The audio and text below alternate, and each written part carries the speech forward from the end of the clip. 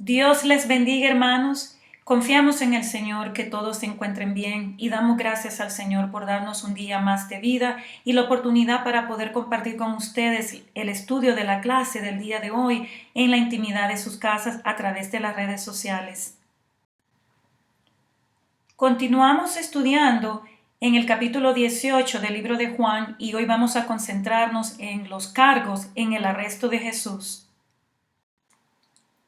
Vamos a leer la palabra del Señor en el capítulo 18, en el verso 28 al 30, como referencia a la clase, y vamos a leer la palabra en el nombre del Padre, del Hijo y de su Santo y Divino Espíritu, y todos siempre gozosos decimos, amén, gloria al Señor.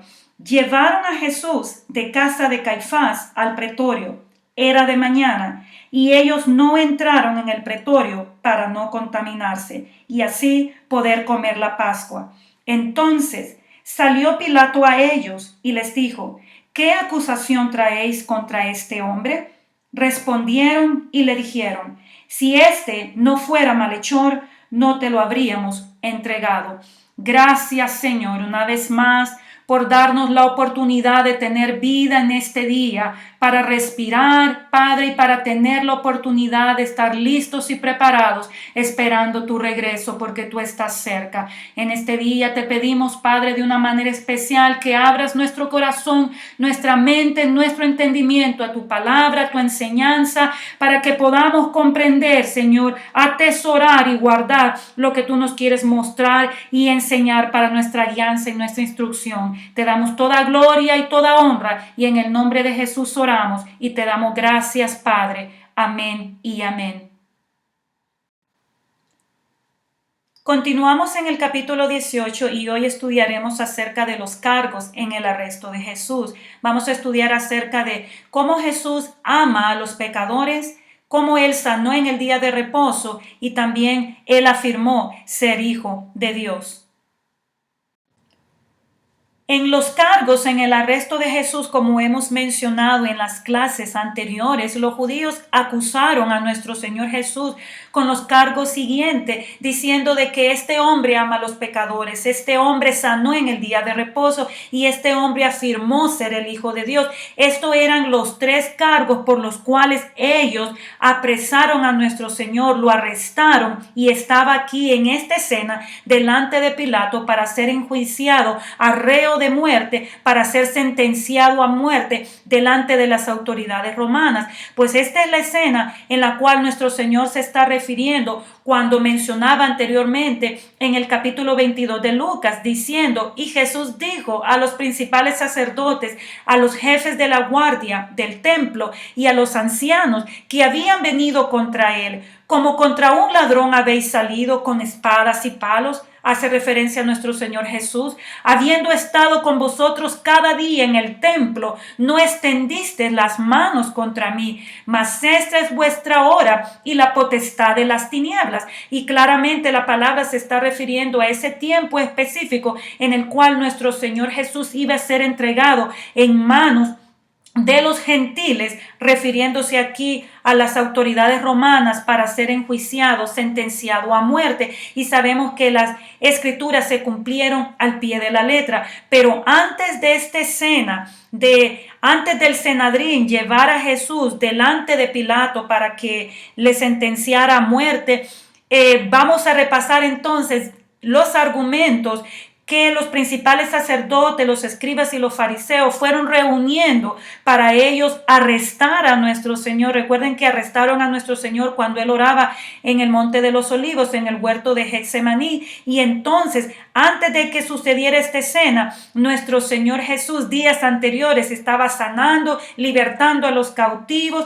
estaba Él enseñando la palabra. Y recuerden que también mencionamos las acusaciones versus los cargos y las acusaciones por las cuales ellos están aquí denunciando a nuestro Señor delante de Pilato es que nuestro Señor es un malhechor, que nuestro Señor Jesús practica la sedición, que es alborotar al pueblo y hacer que la gente lo siga a él para no pagar tributo al César y también para poder enseñar la doctrina. Y recuerden también que ellos acusaban a nuestro Señor de que él era un blasfemo. Esas son las acusaciones que contestaron ante Pilato, pero los cargos por los cuales arrestaron a nuestro Señor son un poco diferentes a las acusaciones por las cuales ellos están delante de Pilato. Entonces vamos a regresar a los eventos, a los acontecimientos que se llevaron a cabo para que ellos reunieran todos estos argumentos acerca de que nuestro Señor Jesús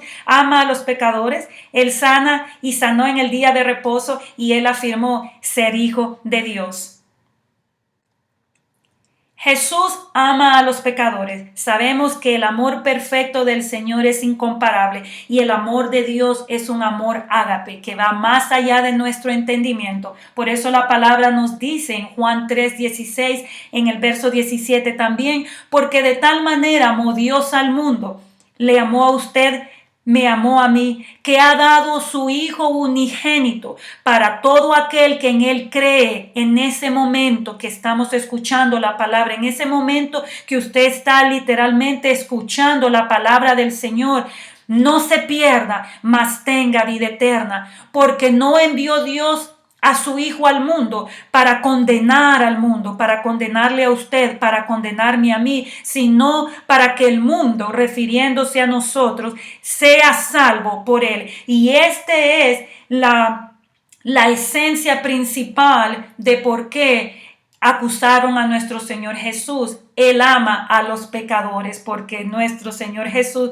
vino para salvarnos y darnos vida eterna. Y sabemos que la esencia del ministerio mesiánico de nuestro Señor Jesús es salvar vidas, es sanar vidas, es predicar el evangelio, es enseñar la palabra del Señor y es libertar a los cautivos. Por eso nuestro Señor libertaba, aleluya, al que estaba endemoniado, al que estaba atado, sanaba a aquel que estaba atormentado de demonios, que estaba también sufriendo de enfermedades, y trajo salvación y vida eterna. De una vez por todas su sacrificio fue perfecto en la cruz para que usted y yo gocemos de salvación y vida eterna. El amor por las almas perdidas es el enfoque de la misión de Cristo para encontrar a los extraviados y recibirlos para que puedan recibir salvación y vida eterna, así como nos lo enseña la palabra en Lucas capítulo 15. Y dice así: se acercaban a Jesús todos los publicanos y pecadores para oírle, y los fariseos y los escribas murmuraban diciendo: este a los pecadores recibe y con ellos come. Entonces él les refirió esta parábola diciendo: ¿qué hombre de vosotros, teniendo 100 ovejas, si pierde una de ellas, no deja las 99 en el desierto y va tras la que se perdió hasta encontrarla? Y cuando la encuentra, la pone sobre sus hombros gozoso, y al llegar a casa reúne a sus amigos y vecinos diciéndoles: gozaos conmigo, porque he encontrado mi oveja que se había perdido. Os digo que así habrá más gozo en el cielo por un pecador que se arrepiente que por 99 justos que no necesitan de arrepentimiento. Y con estas parábolas nuestro Señor enseñaba y contestaba a los escribas y a los fariseos acerca de las interrogantes que ellos tenían, porque ellos no entendían porque Cristo amaba a los pecadores y iba más allá, esa milla extra, para salvar a aquel que estaba en necesidad. Y gran enseñanza nos da el Señor para que nosotros hagamos lo mismo, porque nuestro Señor Jesús vino a llamar a pecadores al arrepentimiento. Nos enseña la palabra en el capítulo 9 de Mateo. Pasando Jesús de allí, vio a un hombre llamado Mateo, que estaba sentado en el banco de los tributos públicos, y le dijo: sígueme. Y esta es la enseñanza cuando el Señor llamó literalmente al discípulo. Y entonces él se levantó y le siguió. Y aconteció que estando él sentado a la mesa en la casa, he aquí que muchos publicanos y pecadores que habían venido se sentaron juntamente con Jesús y sus discípulos a la mesa. Cuando vieron esto, los fariseos dijeron a los discípulos: ¿por qué come vuestro maestro con los publicanos y pecadores? Al oír esto, Jesús les dijo: los sanos no tienen necesidad de médico, sino los enfermos.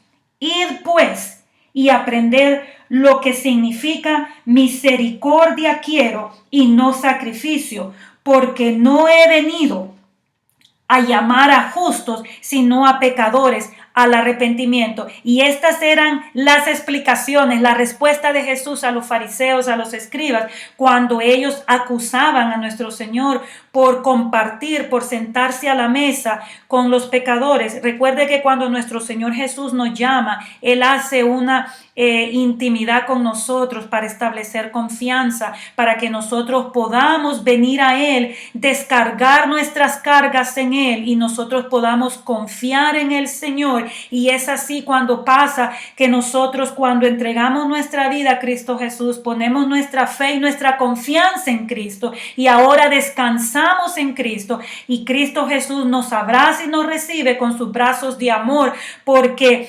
justo no hay uno, dice la palabra, como nos enseña en Romanos, por cuanto todos pecaron, todos están destituidos de la gloria del Señor. Mas la dádiva de Dios, más adelante nos dice en el capítulo 6, aleluya, es la salvación en Cristo Jesús. Y sabemos nosotros que si nosotros venimos a Cristo Jesús, hemos encontrado la vida, hemos encontrado el perdón, hemos encontrado la salvación. Y esto no lo podían entender ni comprender los fariseos ni los escribas.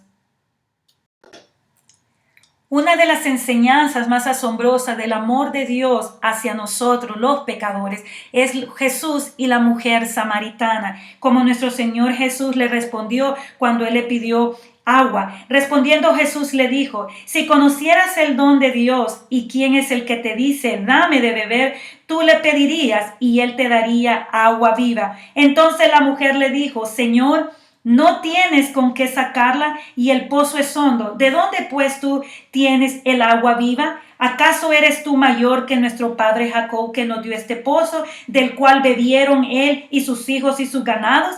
Respondiendo Jesús le dijo: cualquiera que bebiere de esta agua volverá a tener sed, mas el que bebiere del agua que yo le daré no tendrá sed jamás, sino que el agua que yo le daré será en él una fuente de agua que salte para vida eterna. Y eso es lo que sucede cuando nosotros venimos a Cristo y tomamos de esa agua viva, que es el agua de la vida, que es Cristo Jesús. Sabemos que los judíos y los samaritanos, también le responde la mujer samaritana a Cristo, no se mezclaban, no se hablaban, porque los judíos siempre consideraron a los samaritanos inmundos y pecadores. Y es por eso también que los escribas y los fariseos criticaban a Cristo, porque comía con los publicanos, con los pecadores, compartía y convivía con los samaritanos, mas ellos no podían entender el don de Dios, el don del amor del Señor, porque de tal manera amó Dios al mundo que dio a su Hijo unigénito,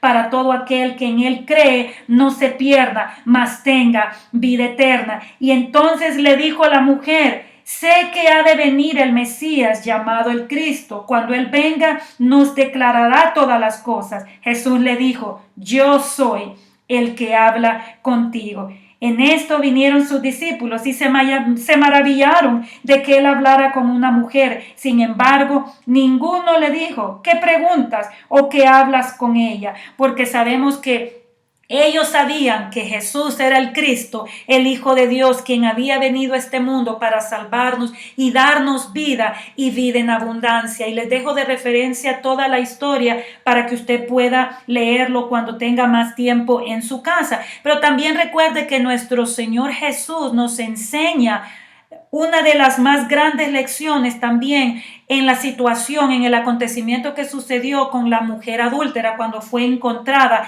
en el acto mismo. Cada uno, dice la palabra, se fue a su casa y Jesús se fue al monte de los olivos en el capítulo 8 de Juan, verso 1. Y por la mañana volvió al templo y todo el pueblo vino a él y sentado él les enseñaba. Recuerden que todos estos acontecimientos sucedieron cuando el Señor estaba en las sinagogas y en el templo enseñando, y los fariseos, los doctores de la ley, los escribas estaban presentes, y ellos eran testigos oculares de las cosas que el Señor hablaba, también de las sanidades que el Señor hacía. Entonces los escribas y los fariseos le trajeron una mujer sorprendida en adulterio. En este caso fueron los mismos escribas y los fariseos los que hicieron este acto mismo. Y poniéndola en medio le dijeron: Maestro, esta mujer ha sido sorprendida en el acto mismo del adulterio, y en la ley nos manda Moisés apedrear a tales mujeres. Tú pues, ¿qué dices? Probando al Señor qué lo que el Señor les habría de responder. Mas el Señor le dijo: mas esto decían tentándole para poder acusarle. Recuerden que esta fue una de las acusaciones que hicieron con nuestro Señor Jesús, que él amaba a los pecadores. Pero Jesús, inclinándose hacia el suelo, escribía en tierra con el dedo. Y como insistieran en preguntarles, se enderezó y les dijo: el que de vosotros esté sin pecado, sea el primero en arrojar la piedra contra ella. E inclinándose de nuevo hacia el suelo, siguió escribiendo en tierra. Pero ellos, al oír esto, acusados por su conciencia, salían uno a uno, comenzando desde los más viejos hasta los postreros, y quedó solo Jesús y la mujer que estaba en medio. Entonces la palabra nos enseña que Jesús le habló con amor a esta mujer y le dijo: hija, ¿dónde están los que te acusan? Y ella vio a su alrededor y le dijo: ninguno, Señor. Pues ni yo te acuso, ni yo, que soy el Hijo de Dios, Dios mismo. Vete. Pero le dijo algo más: no peques más.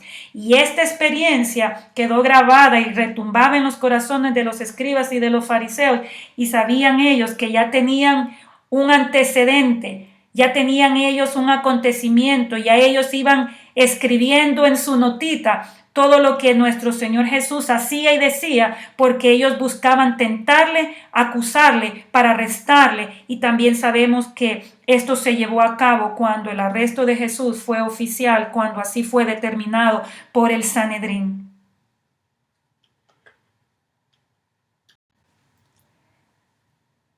El segundo cargo en el arresto de Jesús fue que él sanó en el día de reposo.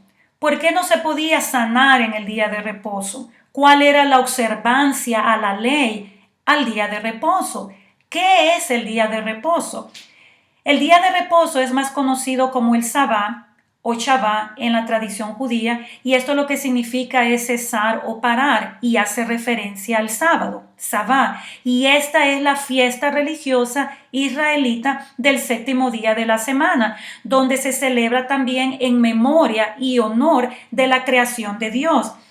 Génesis capítulo 2, verso 2 nos enseña: y acabó Dios en el día séptimo la obra que hizo, y reposó el día séptimo de toda la obra que hizo. Verso 3, y bendijo Dios al día séptimo y lo santificó, porque en él reposó de toda la obra que había hecho en la creación. Entonces, en la tradición judía, el sábado es el último día de la semana y el domingo es el primer día de la semana. Pero también el día de reposo, haciendo referencia al mandamiento, como nos lo enseña Éxodos, el capítulo 20, capítulo 16, verso 23, nos enseña la observancia acerca al día de reposo. Y nos dice la palabra: y les dijo: esto es lo que ha dicho Jehová, mañana es el santo día de reposo, el reposo consagrado a Jehová. Entonces, el día de reposo es descansar del trabajo, porque aquí le está diciendo Moisés las instrucciones que Jehová le había dado para que el pueblo descansara, se preparara antes para que estuviera listo con todo lo que necesitara, para que no estuvieran cocinando o teniendo actividad física el día sábado. Y también más adelante en el verso 23 nos enseña lo que se debe de hacer en cuanto a descansar del trabajo. Y el verso 12 dice: 6 días trabajarás y al séptimo día reposarás, para que descanse tu buey y tu asno, y tome refrigerio el hijo de tu sierva y el extranjero, así como el Señor nos lo enseña al principio en la creación. Y más adelante en el capítulo 31, la palabra nos enseña en el verso 16: guardarán pues el día de reposo los hijos de Israel, celebrándolo por sus generaciones por pacto perpetuo, señales para siempre entre mí y los hijos de Israel. Porque en 6 días hizo Jehová los cielos y la tierra, y en el séptimo día cesó y reposó. Y esta es la observancia a la ley judía, a la ley mosaica, a la tradición judía. Y esto es a lo que se referían los escribas y los fariseos cuando ellos atacaban al Señor porque Él sanaba en el día de reposo, mas ellos no entendían que quien estaba delante de ellos era mayor que el día de reposo, era el dueño del día de reposo. Pero también el día de reposo hace referencia al mandamiento, y los mandamientos del Señor los encontramos en Éxodo capítulo 20. Recuerde que la palabra nos menciona acerca de lo que nosotros debemos de hacer. El verso 8 nos dice: acuérdate del día de reposo para santificarlo. 6 días trabajarás y harás toda tu obra, mas el séptimo día es reposo para Jehová tu Dios.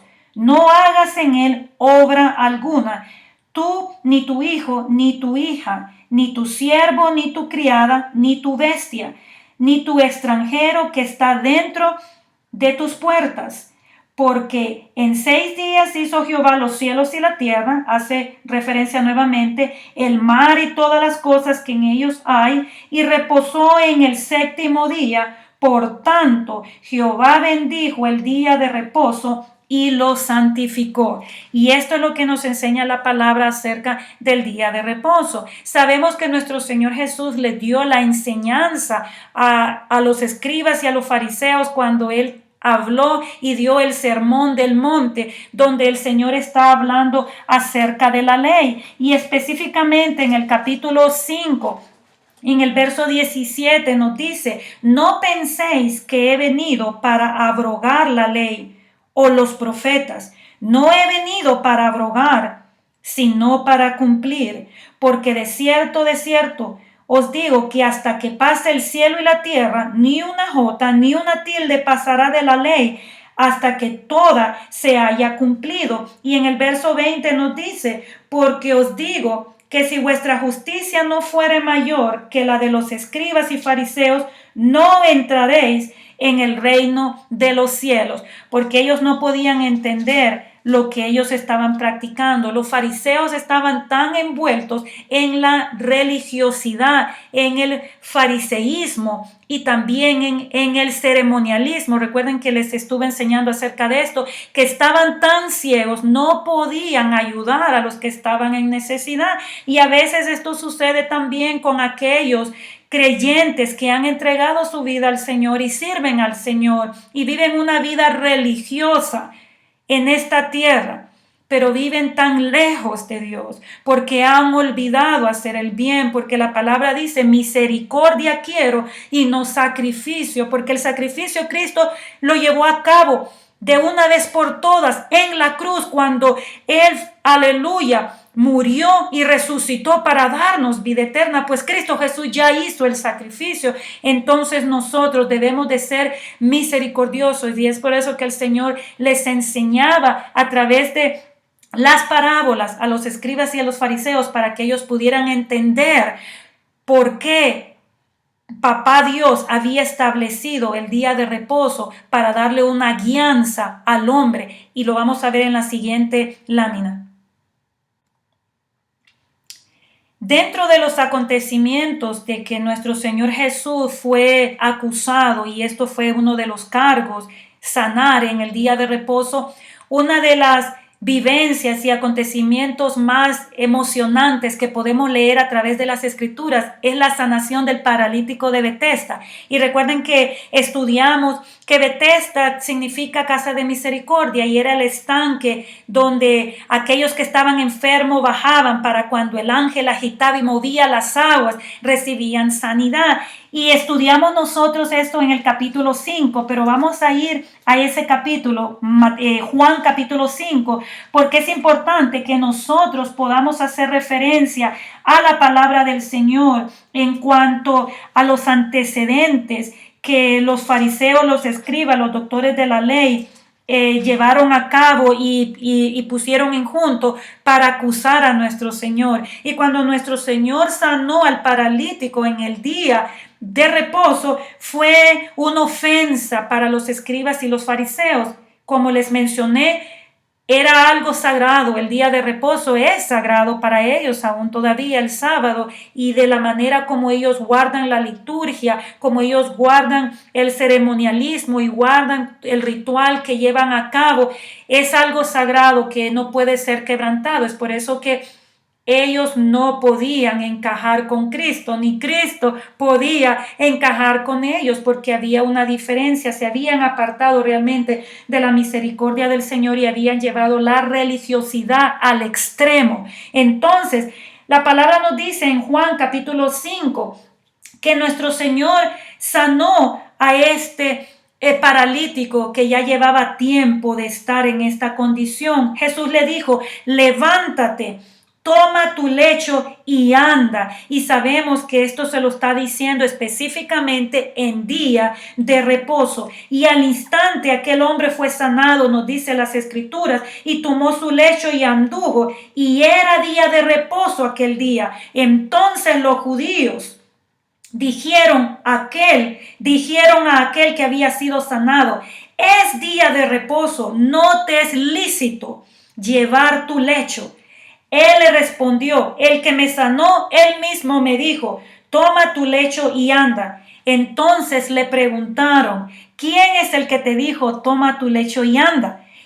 Y el que había sido sanado no sabía quién fuese, porque Jesús se había apartado de la gente que estaba en aquel lugar. Y la palabra nos continúa enseñando que dice: y por causa de los judíos perseguían a Jesús y procuraban matarle, porque hacía estas cosas en el día de reposo. Y Jesús le respondió: mi Padre hasta ahora trabaja y yo trabajo. Por esto los judíos aún más procuraban matarle, porque no solo quebrantaba el día de reposo según la tradición judía y la ley, sino que también decía que Dios era su propio Padre, haciéndose igual a Dios. Ponga en su mente esta escena. Cristo Jesús le está diciendo a ellos: mi Padre. Él se está igualando a Dios, y sabemos que Cristo Jesús es Dios, pero ellos no podían comprender ni entender esto. Y esto es uno de los cargos por los cuales ellos se enfurecieron más y buscaron la manera para arrestar a nuestro Señor, para atrapar a nuestro Señor. Y cada uno de nosotros sabemos que nuestro Señor fue condenado a muerte. Pero también tenemos la enseñanza del hombre de la mano seca, y me llama tanto la atención cómo lo describe la palabra en cuanto a lo que nos enseña en el día de reposo. Marcos en el capítulo 3, si usted tiene su Biblia a mano, y si no, yo lo leo y usted continúa el estudio en su casa y lo hace más a profundidad. Nos enseña que otra vez Jesús, dice, entró en la sinagoga, estaba en la sinagoga y había allí un hombre que tenía la mano seca. Y ponga atención que cada una de las personas que el Señor sanó estaban cerca de la sinagoga, estaban en la sinagoga o estaban en el templo.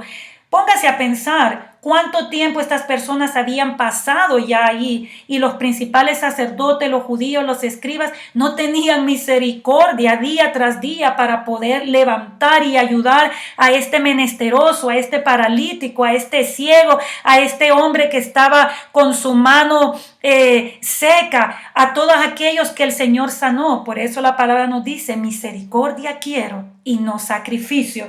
Y nos enseña: y se le acercaban, dice, y le acechaban para ver si en el día de reposo le sanaría, a fin de poder acusarle. Y sabemos que así lo hicieron. Se está refiriendo de los escribas y de los fariseos. Entonces dijo al hombre que tenía la mano seca: levántate y ponte en medio.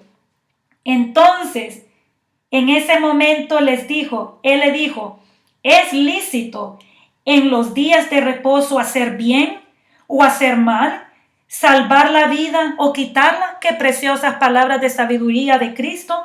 Pero ellos callaban, los escribas y los fariseos. Entonces, mirándolos alrededor con enojo, entristecido por la dureza de sus corazones, dijo al hombre: extiende tu mano. Y él extendió, y la mano le fue restaurada, dice, y quedó sana. Y salidos los fariseos, tomaron consejo con los herodianos contra él para destruirle. Y vemos aquí cómo inició la conspiración, la malicia, y sabemos que aquí, ¿verdad?, empezó el complot para arrestar, para matar a nuestro Señor Jesús. Qué importante es realmente comprender las Escrituras y poder estudiar la palabra del Señor, guardarla, atesorarla en nuestros corazones y ponerla por práctica, porque cuando la palabra es puesta en práctica, venimos nosotros a ser realmente hacedores. Aleluya, y no solamente oidores como religiosos. Venimos realmente a nosotros a permitir que la palabra nos transforme, nos cambie y podamos ver con los ojos de Cristo, podamos sentir como siente Cristo, podamos ayudar como ayudó Cristo, podamos ir como fue Cristo. Y eso es lo que la palabra nos enseña, que nosotros, aleluya, tengamos misericordia y que no tratemos nosotros de querer dar o hacer sacrificio, porque Cristo ya lo hizo, y lo hizo de una vez por todas, aleluya, cuando murió y resucitó, aleluya, murió en la cruz y resucitó al tercer día. Jesús sana a esta mujer en el día de reposo, y es sorprendente la enseñanza que nuestro Señor nos da cuando Él le dice, cuando Jesús la vio, la llamó y le dijo: mujer, eres libre de tu enfermedad.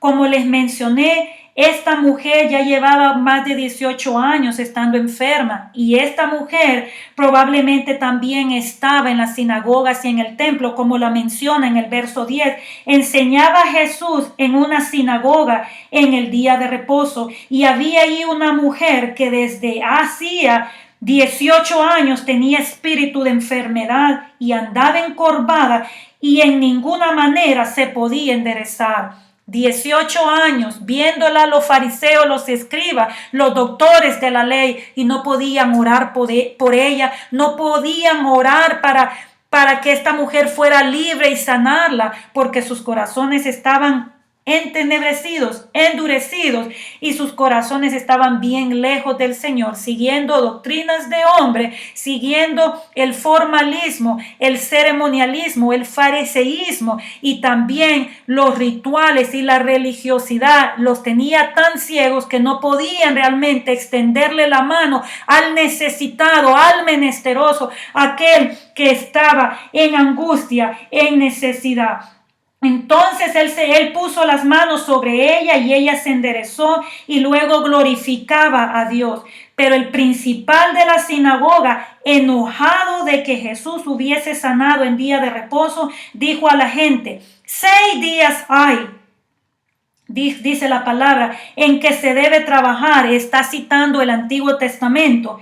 En estos pues venid y sed sanos, y no en día de reposo. Entonces el Señor le respondió y dijo: hipócrita, Cada uno de vosotros no desata en el día de reposo su buey o su asno del pesebre y lo lleva a beber. Y a esta hija de Abraham, que Satanás había atado 18 años, no se le debía desatar esta ligadura en el día de reposo. Al decir él estas palabras, estas cosas, se avergonzaban todos sus adversarios. ¿Quiénes? Los escribas, los fariseos, los religiosos. Pero todo el pueblo se regocijaba por todas las cosas gloriosas hechas por él. Precioso nuestro Señor. Pues hermanos, esa es la enseñanza acerca del día de reposo. Y yo le pregunto a usted, ¿cuál es el día de reposo para usted, mi hermano? El día de reposo debería de ser cada día para nosotros consagrarlo y dedicarlo a nuestro Señor. Sabemos que en el tiempo neotestamentario, el día de reposo, la iglesia tradicionalmente ha adoptado el día domingo como el día en el cual nos reunimos y nos congregamos para consagrarlo, alabar y celebrar la creación de Dios, celebrar a nuestro Cristo Jesús que resucitó. Y ¿sabe qué? Nuestro Señor Jesús resucitó el primer día de la semana y está haciendo referencia al día domingo. Entonces yo le dejo esta enseñanza en su corazón para que usted pueda considerar y usted pueda guardar el día de reposo como todos los días del Señor en su corazón, para que usted viva una vida que le agrade al Señor, una vida en santidad y en temor de Cristo, una vida que hace las obras del Espíritu Santo y una vida que también tiene misericordia por los demás en necesidad. Y por último, el tercer cargo en el arresto de Jesús fue de que él afirmó ser el Hijo de Dios. Ponga por un momento esta expresión cuando nuestro Señor Jesús, él había tenido ya todas las vivencias con el pueblo y los principales sacerdotes y escribas, ellos habían sido testigos oculares como Cristo amaba a los pecadores.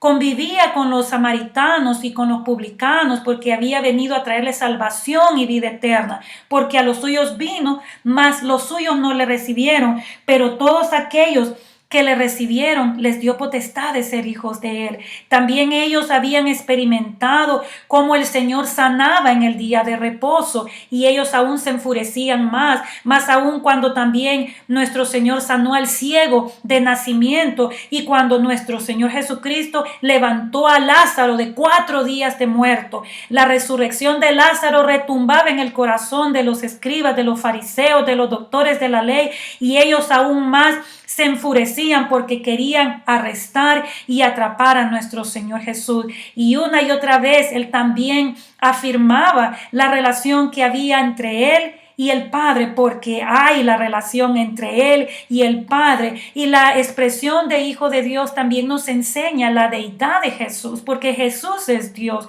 como nos lo dice la palabra en el capítulo 1 de Juan, verso 14. Y aquel Verbo fue hecho carne y habitó entre nosotros. Y vimos su gloria, gloria como la del unigénito del Padre, lleno de gracia y de verdad.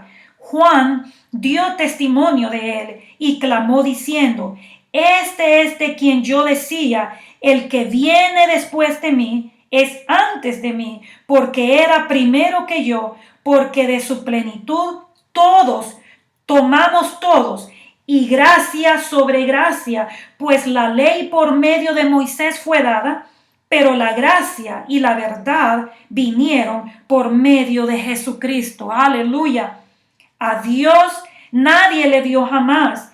El unigénito Hijo que está en él, en el seno del Padre, él le ha dado a conocer. Bendito su nombre. Y esta palabra nos enseña la manifestación de Jesús como Dios y también la relación del Padre y Jesús son uno mismo, como nos también lo leemos en la palabra en el capítulo 10, cuando el Señor está enseñando acerca de que Él es la puerta, que Él es la entrada, y los judíos por eso lo rechazan y no lo recibían. Yo y el Padre uno somos. Entonces los judíos volvieron a tomar piedras para apedrearle.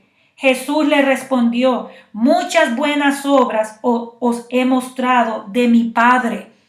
¿Por cuál de ellas me apedreáis? Le respondieron los judíos, diciendo: por buena obra no te apedreamos, sino por la blasfemia, porque tú, siendo hombre, te haces Dios. Jesús le respondió: ¿no está escrito en vuestra ley? Yo dije: dioses sois.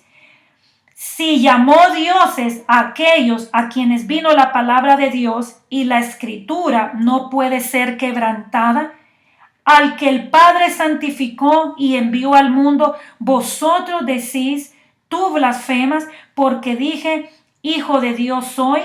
Si hago las obras de mi Padre, si no hago las obras de mi Padre, no me creáis. Mas si las hago, aunque no me creáis a mí, creer a las obras, para que conozcáis y creáis que el Padre está en mí y yo en el Padre. Y estas palabras hablaba el Señor una y otra vez, enseñando en las sinagogas, para que el pueblo conociera acerca de la salvación en el Mesías, en el Cristo. Y la expresión de Hijo de Dios también hace referencia a Jesús como el Mesías, y esto es lo que significa el Cristo. Y la palabra nos enseña en Mateo capítulo 3:17, cuando nuestro Señor estaba siendo bautizado, que la voz del Padre se escuchó desde los cielos cuando Él dijo: este es mi Hijo amado, en quien tengo complacencia. Y asimismo nos lo enseña más adelante el capítulo 16, en el verso 16 de Mateo,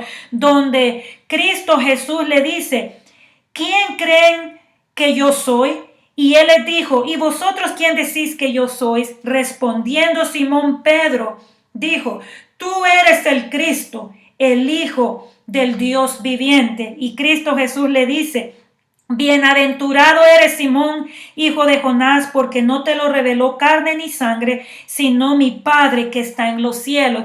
Y es por eso que la palabra del Señor en el corazón de los escribas y de los fariseos no era revelada, porque no estaba el Espíritu de Dios con ellos, porque donde está el Espíritu de Dios está la salvación, está la vida, está la verdad. Pero donde no está el Espíritu de Dios, lo que encontramos son mandamientos de hombres, enseñanzas de hombres que dicen que hagan y no hacen. También la palabra nos enseña que Cristo Jesús era anunciado como: ¿será este el Cristo?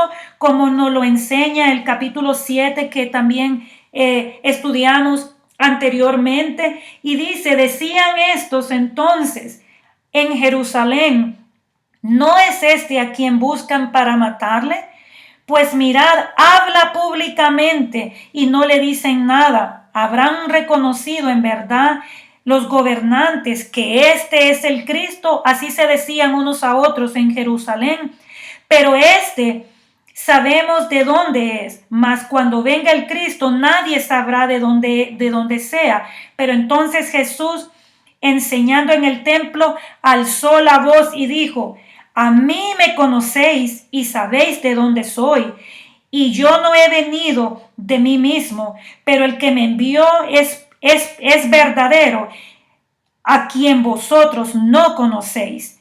Pero yo le conozco, porque de él procedo y él me envió. Entonces, hermanos, por eso los escribas y los fariseos procuraban prenderle, pero ninguno le echó mano en ese momento, porque aún no había llegado su hora. Y muchos de la multitud que estaban escuchando creyeron en él y decían: el Cristo es, y cuando él venga hará más señales que las que éste hace.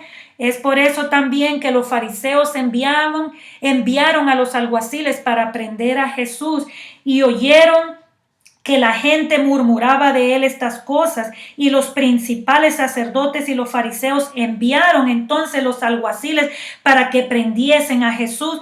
Pero Jesús les dijo: todavía un poco de tiempo y estaré con vosotros, e iré al que me envió. Me buscaréis y no me hallaréis, y a donde yo estaré vosotros no podéis venir. Entonces los judíos dijeron entre sí: ¿a dónde irá este que no le hallemos? se irá a ir y se dispersará con los griegos, enseñando a los griegos.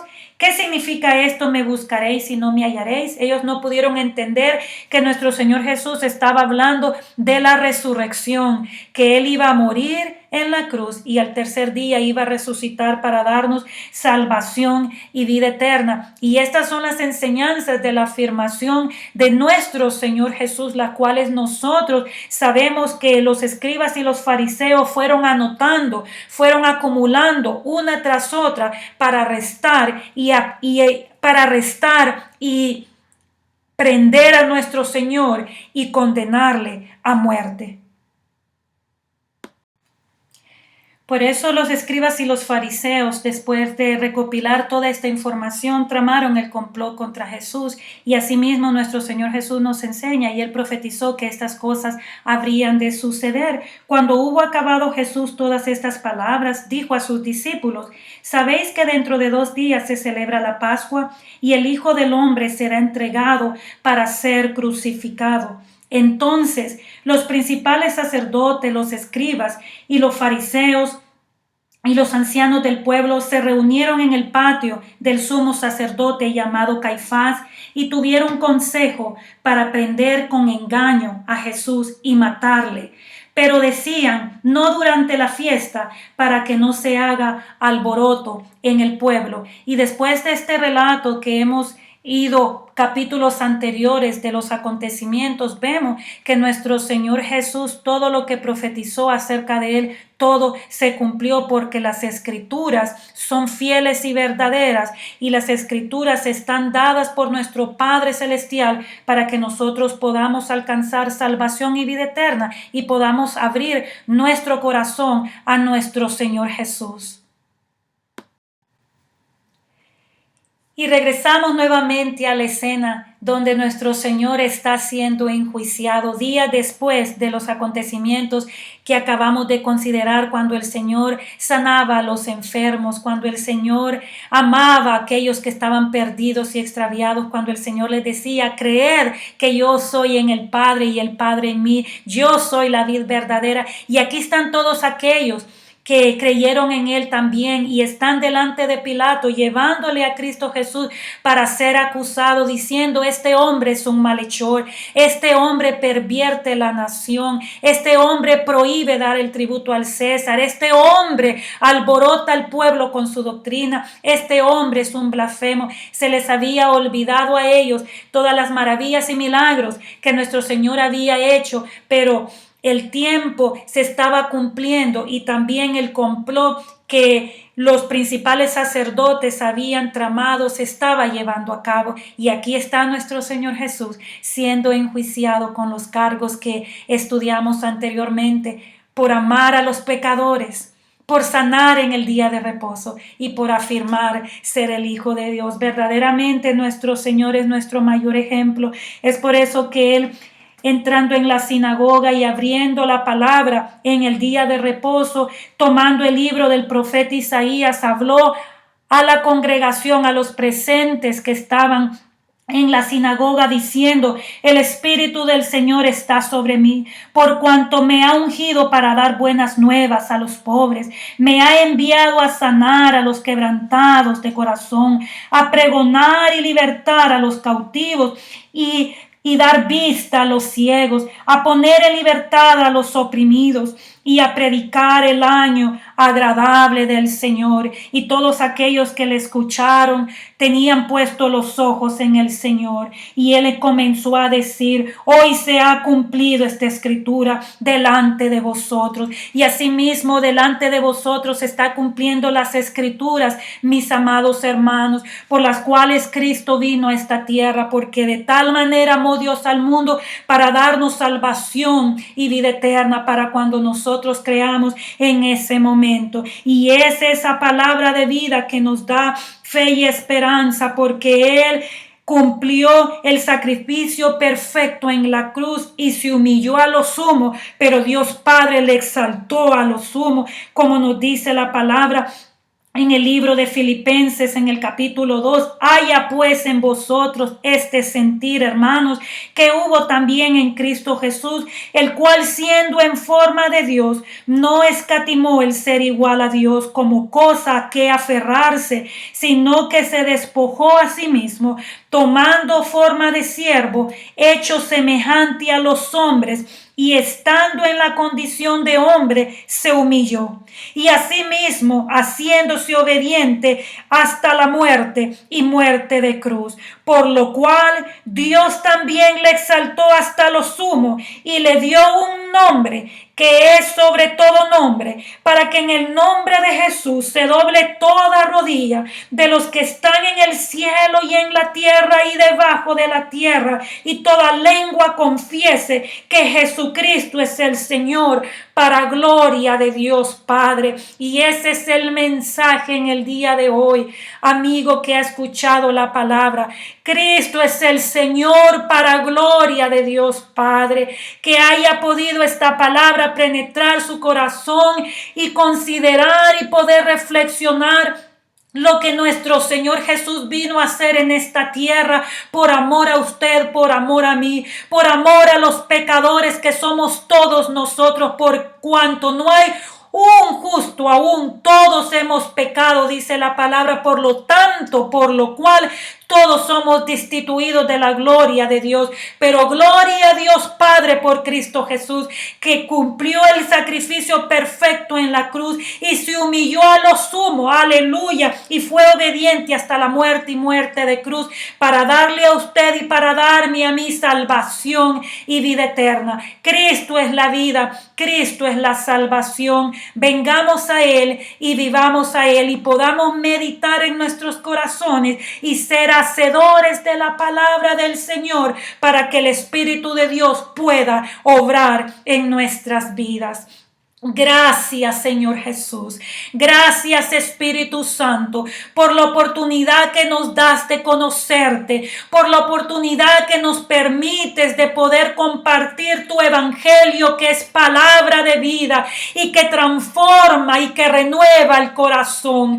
Padre de los cielos, oramos en este día por todos los oyentes, que tu palabra no regrese atrás vacía, que podamos reflexionar y meditar en nuestros corazones y considerar el sacrificio perfecto que tú llevaste a cabo en la cruz, porque por amor moriste por mí, para salvarme, para darme sanidad, para libertarme de la muerte del pecado y de la muerte eterna. Gracias, Jesús, por tu sacrificio perfecto y por confiar, aleluya, en el Padre y el Padre en ti, porque tú y el Padre son uno solo, Dios.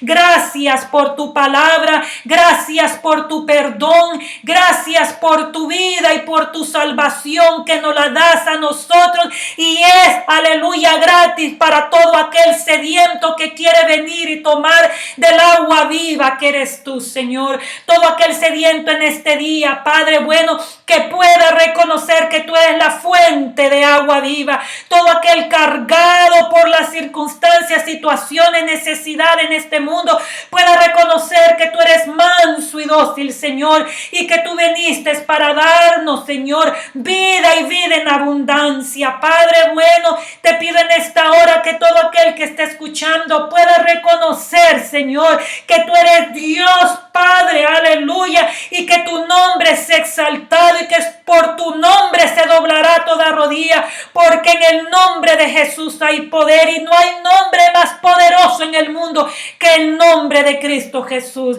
Gracias, Señor. Fortalece la vida, Señor, de aquellos que siguen creyendo en ti, Señor. Trae a aquel, Señor, que no te conoce, que puede entregar su vida a ti. Trae convicción de pecado a sus corazones, Señor. Y aquel que se ha apartado, se ha extraviado, tráelo de regreso al redil, Señor, porque está cerca. Tu venida está cerca, Señor, y tú nos hablas y nos amonestas y nos enseñas con tiempo para que estemos listos y preparados, esperando tu regreso, Señor. Te bendecimos y te damos gloria por lo que haces, lo que harás y continuarás haciendo, y por darnos, Señor, el privilegio de ser llamados hijos tuyos. Esa es tu oportunidad también para ti, amigo que escuchas, el privilegio de poder ser llamado hijo de Dios. Ven a Cristo, te espera con los brazos abiertos y es la mayor, aleluya, decisión y mejor decisión que puedes hacer en tu vida. Pon tu vida en las manos de Cristo, cualquiera que sea tu circunstancia, tu situación, y créele a Él. Cristo vino a esta tierra por amor a ti, por amor